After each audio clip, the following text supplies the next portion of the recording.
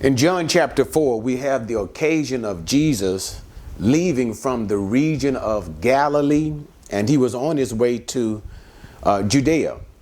And instead, but now normally when a Jew would travel, they would take the route around Samaria, and instead of going straight through Samaria, which would have been the shortest actual route to get to Judea, they normally took the way around it because they did not want to have any interactions with the Samaritans and a little as possible interaction with the Gentiles in that particular area. But it was more noted so, the Samaritans. So you wonder why this is the occasion. And I'm talking about John chapter 4, something in particular today. So I'm going to change it up a little bit. I want to give you guys an explanation so that your eyes will come open to certain things. I'll tell you what I'm talking about in just a second. But anyway, concerning the Samaritans, what actually happened was, it was during the time when the Jews came back from the Babylonian exile, roughly around 500 BC. They came back from that when God threw them off the land, and then God regathered some of them back to the land. And the Jews began on the rebuilding of the temple. Now, some of the Jews who had remained in the land had began to mix with a lot of the Gentiles who had came in. And I don't want to get into a bunch of history, but when I say Gentiles, it simply means non-Jews. They began to mix with some of the non-Jews who the Assyrians had brought into the land. And they had basically did that to weaken the national interest of the Jewish people, okay, to squash any spirit of nationalism. But I don't want to get into the politics of that. But the point is, many of those particular Jews had began to intermarry with a lot of those Gentiles. And what had happened was, instead of bringing the Gentiles into worshiping the God of Israel, they began to worship the God of Israel as well as the gods of the Gentiles, that is, pagan gods. And so they developed what was basically, and here's the word, you may have heard me use it once before, syncretistic form of worship. That is, instead of them having a singular form of worshiping the one true God, monotheism, they became polytheistic in a way, because they brought in the idea, or they enveloped in the worship of the one true God, the worship of these pagan gods alongside of it. Okay? So they had a system of worship that was no longer pure Judaism. All right. So when the Jews came back into the land and wanted to rebuild the second temple, when they wanted to rebuild the temple once again, those Jews have Gentiles that I was just talking about. First of all, let me stop. Those Jews who did intermarry with those Gentiles that I just got through telling you about, these people became known as the Samaritans. Okay? So the idea is kind of like, if you consider like half-bred Jews in that sense. That's what I'm trying to say. And I want to be delicate with that name. So they were the Samaritans. So now that the Jews had come back from exile, and they were wanting, as God had commanded them through the prophets Haggai and on, and all of that, Zechariah, blah, blah, blah, they were rebuilding the second temple.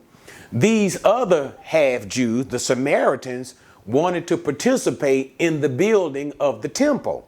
But because of those religious things that I told you about, the combining of the worship with these Gentiles, the Jews who had came back from the dispersion did not permit the Samaritans to help them rebuild the temple. And that created a big time divide between the Jews who had came back and the Samaritans who were living in the land already. And they divided, because the Jews would not permit the Samaritans to participate in the rebuilding of the temple. And this basically led to the Samaritans they held on to the books of Moses, okay? But anything that had a reference to Jerusalem, which is where the temple where the Jews would build, they took it out of the first 5 books. And the Samaritans, and remember, okay, and I'll slow it down. And remember, it was in Jerusalem, on the mountains in Jerusalem, that God commanded the Jews, descendants of Abraham, Isaac, Jacob, to build the temple of God. Okay, and that's where the original temple was built, the temple of Solomon. So this is where the Jews were rebuilding the temple. But because there was such a divide between the Samaritans and the Jews, the Samaritans decided to create kind of like their own religion. And this is what we know today as the Samaritan Pentateuch, the first 5 books. Okay, and the basic idea is it is for the most part the same as the first 5 books that the Jews use, with the exception that wherever there is a reference to Jerusalem or the temple being built in Jerusalem, they took that out and they replaced it. And here's how and why they replaced it. So since the Samaritans could not build their own, participate in the Jews' building of the temple, the new temple, second temple, they built a rival temple, and they built it on a place called Mount Gerizim. Mount Gerizim. And there the Samaritans built their own temple and set up their own system of worship. And this system of worship was a rival system of Judaism, of the Jewish system of worship, even to the time of Jesus. Okay, so now that's the historical background that prepares us for John chapter 4. So when Jesus is leaving through going on his way to Judea, the south, he decides, that's why he said, I must pass through Samaria. It was the divine will of God for this particular situation to take place. And so there he gets tired and he's at a well, and there he meets a Samaritan woman. And remember, there's great animosity between Jews and Samaritan. And Jesus asked this particular Samaritan woman for a drink of water. Okay, now on 3 levels, there was a problem with that, with 3 levels. Number 1, Jewish men did not publicly interact with women. That's number 1. Jewish men did not publicly interact with women. Number 2, as a Samaritan, Jews don't fool with Samaritans at all. And remember, later on, that's what the woman said when Jesus asked her for a drink of water. He said, for the Jews have nothing to do with us Samaritans. So that's number 2. But the 3rd taboo that Jesus broke was a Jewish rabbi would not even speak with a woman in public. So all of these things, Jesus threw all of that into the garbage because he was there to do the will of the Father. But nevertheless, let me finish with the story so I can get to the point of what I'm trying to talk about. So once he does that, the woman responds to him and asks him about, why are you asking me for a drink of water? You're a Jew and I'm a Samaritan. We don't fool with each other. And Jesus responds, trying to get her out of her material thinking, because he is there to do a spiritual thing. That is, namely, the salvation of this Samaritan woman by introducing himself as the Messiah, okay, as well as the saving of other Samaritans who will later on believe because of Jesus' continued work in that area. But we're not going there. But so he tells her, he said, woman, if you knew what the gift of God was, and that is referring to himself. He is that gift of God, what God has given for the salvation of the world. But anyway, if you knew what the gift of God was, you would ask him to give you water, and he will give you living water. Now, the woman's mind is still in a material perspective. And so she says, well, you don't have anything to draw from. The well is deep. So how are you going to get this water from our father Jacob's well? And so Jesus began to try to move to her. So I said, I tell you what, and I'm going to move the story on so I can talk about what I want to talk about. Go get your husband.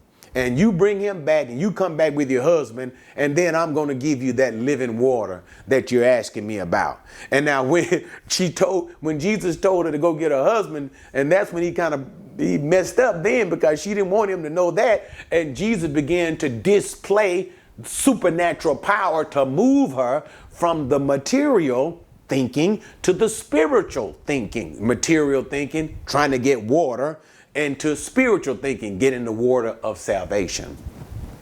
She says to Jesus, I don't have a husband.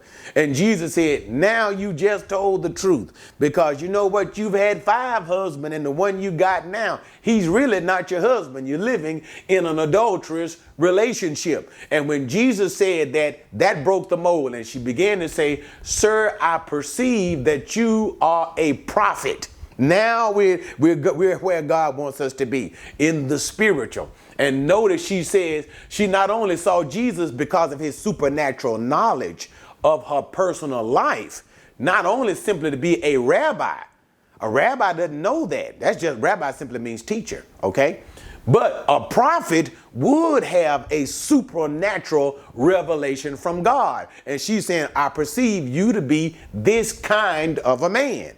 Now, and of course, she wants to get the heat off of her adulterous life. So she moves the subject into a place of worship. And I'm moving into what I want to talk about.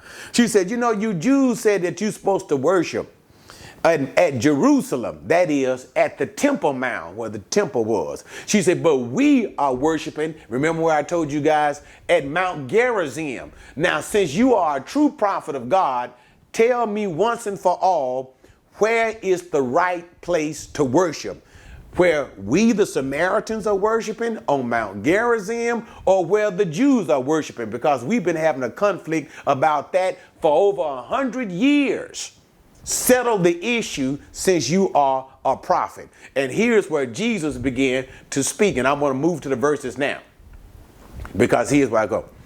He begins to tell a woman, he says, believe me, an hour is coming when neither in this mountain nor in Jerusalem. No, it doesn't matter. It's not about whether you are in Gerizim, where the Samaritans worship, or in Jerusalem, where the Jews worship, where you will worship the Father. He says in verse 22, and here's where I'm going to drive it home.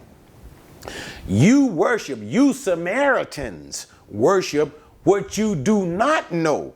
So therefore, Jesus told her their system of worship, their knowledge of the things that they had in their Samaritan Pentateuch in the scripture. He says that's not about the worship that came from God. You are worshiping in ignorance. And the whole idea is, and such worship ain't accepted by God. And we need to remember that even today. You need to worship God like God tells you to worship. When you don't worship God the way he tells you to worship him, God rejects your worship. And if you don't believe that, ask Cain. Ask Cain and see, won't God reject your worship? But anyway, let me keep going. You worship what you do not know. Then notice what he said. We Jews worship what we know.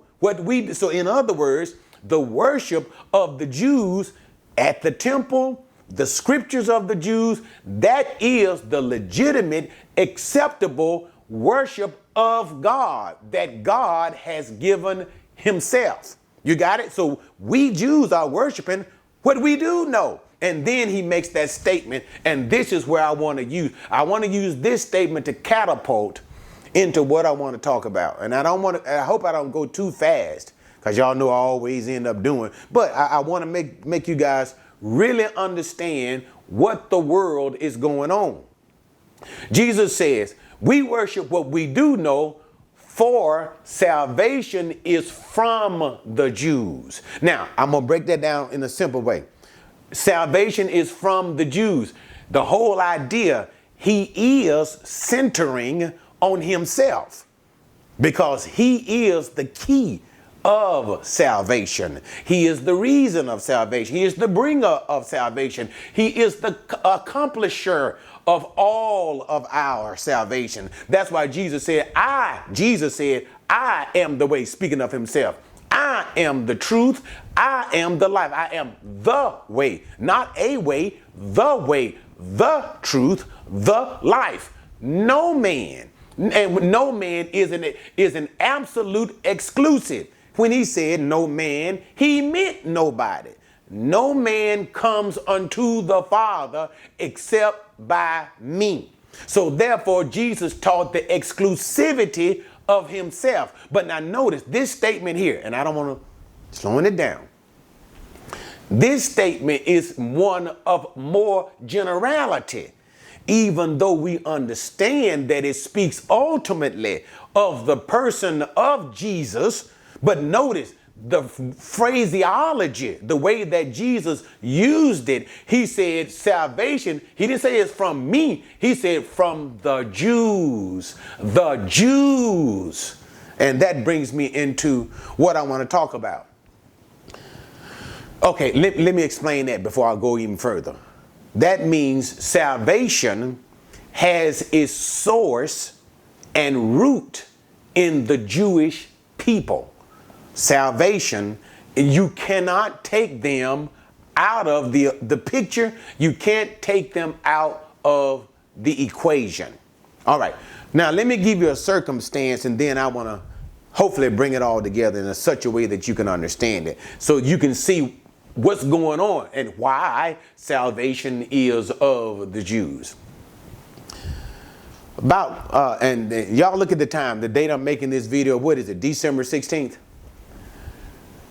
About a week ago, there were some two black people, black man, black woman, from a group known as the Hebrew Israelites. And the whole point is they're trying to call themselves the true Israelites. They are not. And the group Hebrew Israelites are not Israelites. They have no genealogy or lineage to prove it. And they don't have that relationship. And they're trying to do this racial displacement of getting rid of the Jews. And all it basically amounts to is anti-Semitism. Anti-Semitism. So they went into this place and shot these Jews simply because they were Jews. And the whole issue deals with the hatred they have for the Jewish people. Now, this is nothing new. This has been happening for the most part ever since it's been a world from the Adamite creation. It's been happening ever since the book of Genesis, trying to eradicate or destroy the Jewish people. And I don't want to get into all of that because we don't have all of the time. Because to be honest with you guys, that's the whole Bible if I actually discussed it in that sense of the thing. So this is what that's what I'm trying to bring to you. The statement that comes from Jesus' mouth, salvation is from the Jews. And I want to deal with why has God chosen the Jewish people? Because it did not change. Jesus did not say salvation came through the Jews. It's a present tense thing even now. So allow me to talk about this thing to try to deal with, and here's what I want to talk about, this anti-Semitism.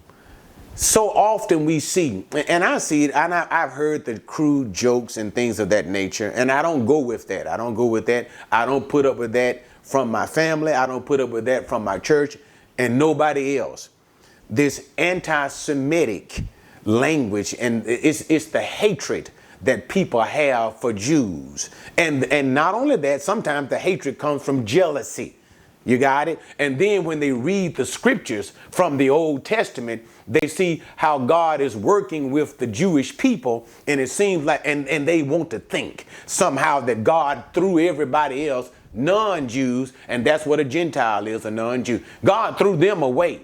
And it's all about the Jews, and God just simply loved the Jews, and everybody else he can care less about. So I want to deal with the question, why has God chosen the Jewish people? Okay, so we already talked about what did Jesus mean? Salvation is from the Jews. That is salvation, how God has chosen to save everybody.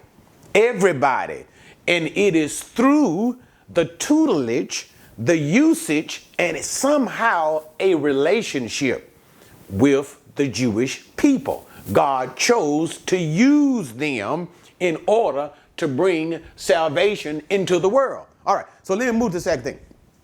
The issue, okay, I've already dealt with the issue relating to anti-Semitism. All right. So now let me get to the issue answering the question, well, why the Jews in the first place? I tell you what I'm going to do. Let me talk about the Gentiles, because we hear this thing about, and that's one of the things that people don't understand. And I want to be mindful of my time and keep the video within 30 minutes. Are Jews more special than non-Jews or Gentiles? In other words, does God love Jews more? Answer, no. You always have to be very careful of how God defines. He uses the term love. Watch this, for example, book of Malachi. Jacob have I loved, right? But who have I hated? Aha. You see it? Is God saying he hates that man? No, no, no. He means, sometimes the word love simply means to prefer. And to prefer simply means, and that's just a lot of times, and I don't want to get into all of that, guy, because there's always so much of the Bible that we need to try to bring together and understand it. But just to tell you now, since I'm in the discussion, the idea of the loving, which simply means to prefer, brings in the idea of election, or in other words, chosen, the one whom God chooses. And that's what the same idea we see in the New Testament when God talks about the church. The church, or the people of God, are the elect, chosen one of God, the ones whom God has chosen. And the reason why God uses that terminology is so that we will never think that somehow we got something to do with salvation. The scriptures over and over teach salvation is of the Lord. It is the Lord who works salvation out, not man. Salvation is the plan of God, the work of God, the accomplishment of God. And he did all of that in his son, Jesus Christ. But we ain't going that way. So I'm trying to talk about, are the Jews more special? Answer, no. Right? And the whole issue is just simply, God simply chose them for a reason. So now let me see if I can bring all of this together, and I'll try to explain it to you in a way that you'll understand it. In the book of Genesis, you see what the creation of Adam. And at the same time, you see the creation of, and Adam was perfect without sin, everything fine. God gave him a test, don't eat. Adam failed the test. In Adam, we all died. So the bottom line is this. Had God simply stopped there, Adam would have gone to hell. And if God permitted Adam to have any children from that point, all of his children would have gone to hell. Because why? God said, in the day that you eat of it, you will surely die. Adam died spiritually the instant he ate. And later on, 930 years, he died physically. If God had stopped Adam and all that would have come from Adam, the whole entire human race would have ended up in hell forever away from God. But God, in his mercies, began to work out his plan of redeeming some so that we would have the opportunity to be saved. Okay. Now, in order to do that, here's the thing. We need to maintain the worship of the true God and the knowledge of God. Notice those two things that I just brought up. The worship of the true God as well as the knowledge of the true God. You got it? You ain't gonna go to heaven and you don't even know God and you don't want God. That's what. So what did God do? He began working on this thing. That's why we see this whole terminology called the seed. And we know ultimately that speaks of Jesus. But what I'm talking about is how God is working out the maintaining of the knowledge of himself and the worship of himself. But here's the thing. Notice the first son of Adam, Cain. How quickly was it, and he is the first generation, how quickly was it that the very first son of the first man began to turn away from God? Immediately. He killed his own brother, Abel, and notice, and even though, and I'm teaching the book of Genesis, guys, just in case you didn't know, and we'll get to this part. And what did Cain do once God put the mark upon his head and sent him in the place of Nod, Hebrew for wandering? He went and built his city. He built his city, named it after his own son. That is, and here's the thing, and I don't want to get into all of that teaching.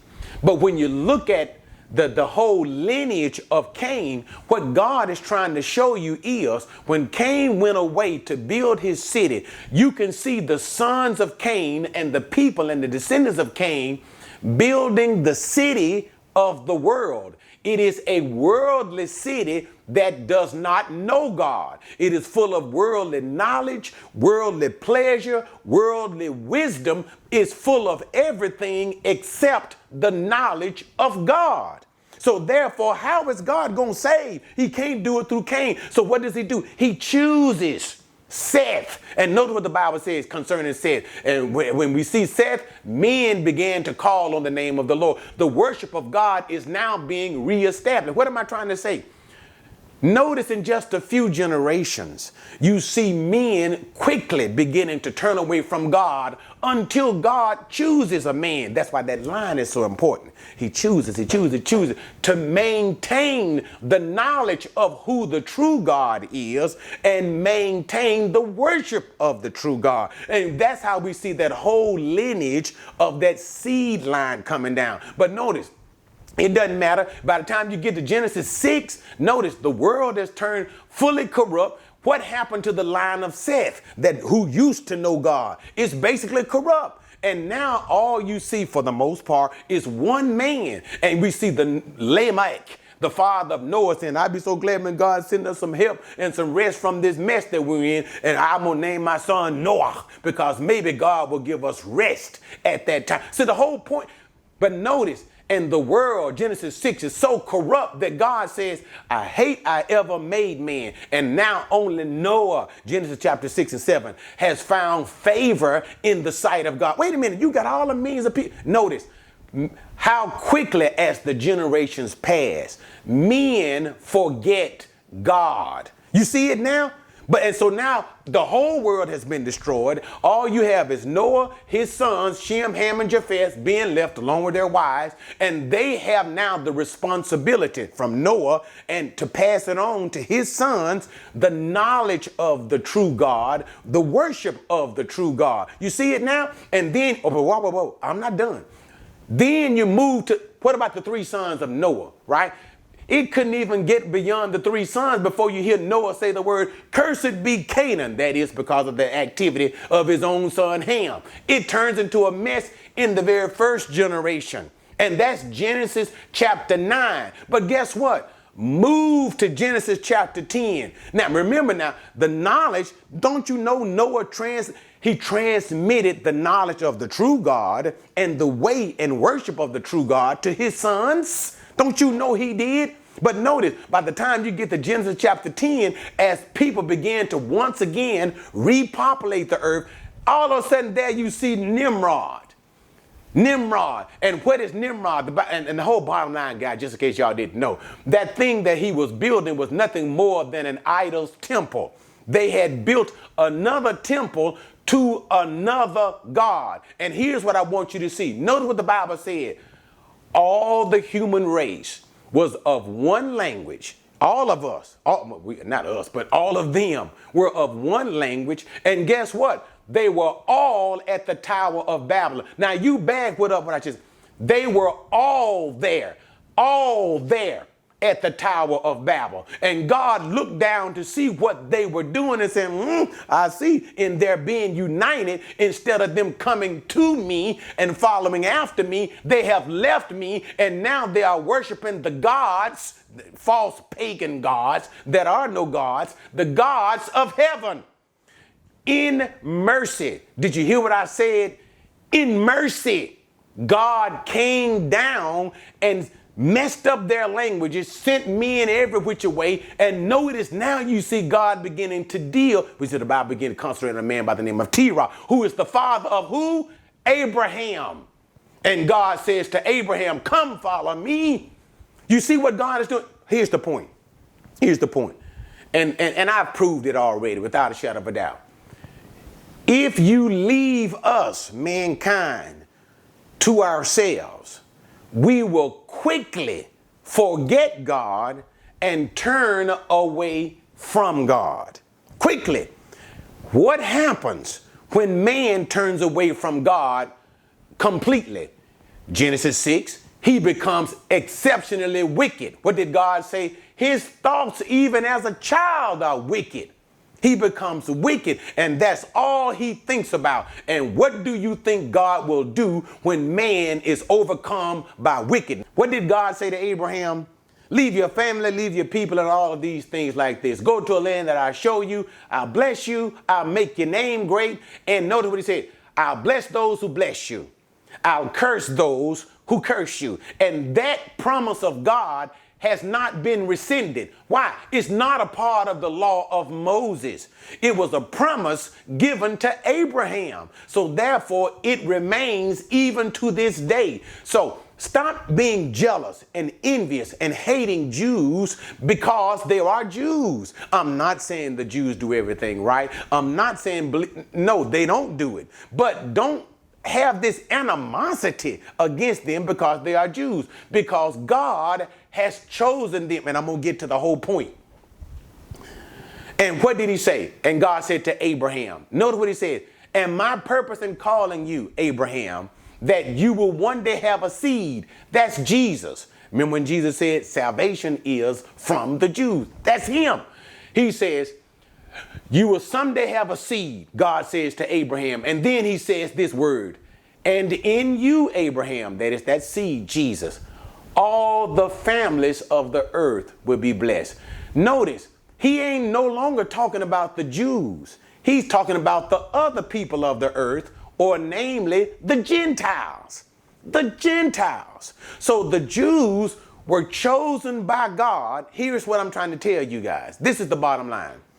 They were chosen by God for the maintaining of his word. That's why Paul says, what does it profit to be a Jew? Much in every way. For to them were committed the oracles of God. That means God gave his word to them for the safekeeping and the preservation of the scriptures. Think about it. When you look at your Bible in the Old Testament, who wrote all of that? Jews. When you look at your Bible in the New Testament, who wrote all of that? The Jews. Who transmitted all of that? The Jews. Who preserved all of that? The Jews.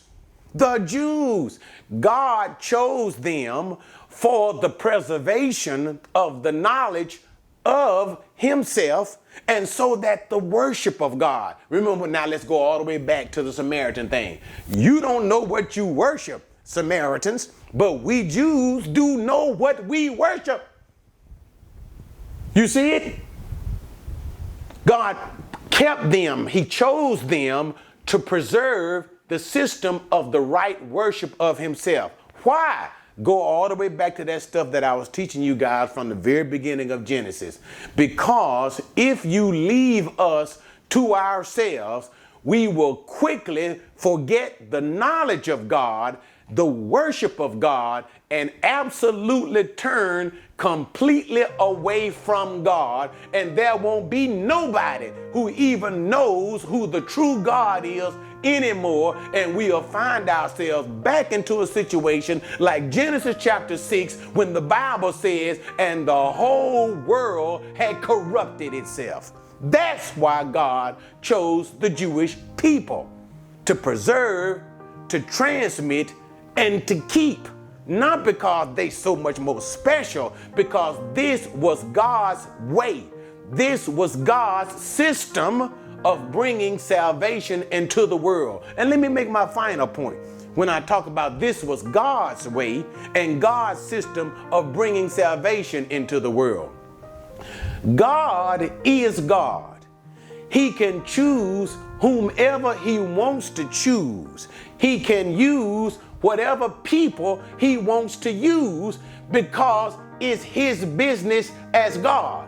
And we don't have a thing to say about it except for, man, thy will be done. Don't ever let the creature try to tell the creator what to do, how to do, and when to do something. That's why God means I am God all by myself.